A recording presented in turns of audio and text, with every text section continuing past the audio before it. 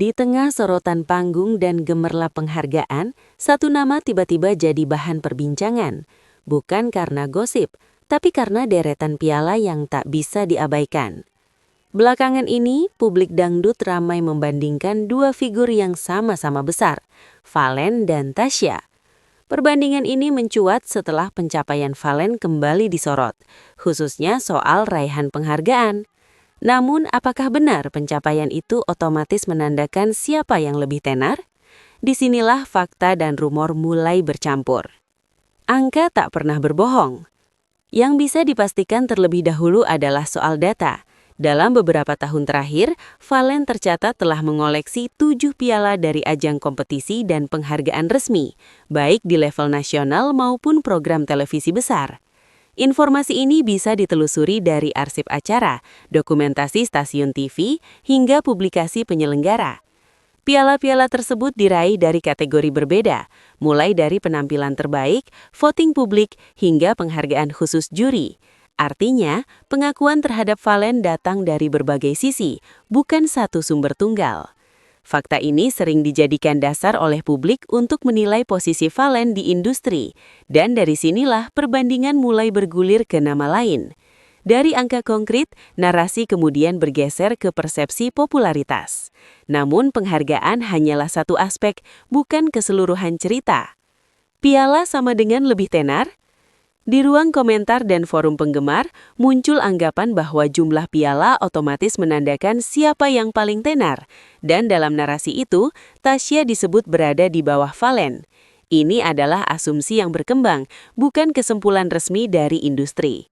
Popularitas sejatinya punya banyak parameter, jangkauan lagu, jumlah panggung, daya ingat publik, hingga lintas generasi. Tidak semua aspek ini diwakili oleh piala.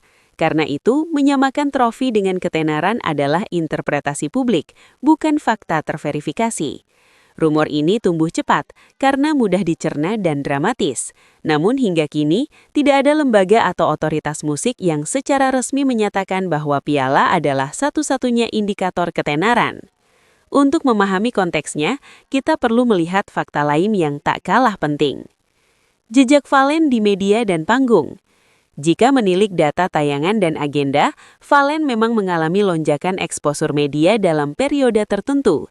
Ia lebih sering muncul di program prime time, acara penghargaan, hingga kolaborasi lintas genre. Fakta ini diperkuat oleh jadwal manggung yang padat dan keterlibatan Fallen dalam beberapa proyek besar. Media massa dan digital mencatat namanya sebagai figur yang sedang berada di fase aktif dan produktif. Namun perlu digarisbawahi, fakta ini berbicara tentang momentum, bukan dominasi permanen. Industri hiburan sangat dinamis, dan sorotan bisa berpindah dengan cepat tergantung waktu dan karya. Meski begitu, sorotan terhadap Fallen justru memicu narasi lain yang mulai berkembang. Tasya mulai tersisih. Sebagian warganet menafsirkan berkurangnya pemberitaan tentang Tasya sebagai tanda bahwa ia kalah pamor. Narasi ini beredar luas, meski tidak pernah dikonfirmasi oleh pihak Tasya maupun manajemennya. Perlu dicatat, minimnya eksposur bukan berarti kehilangan popularitas.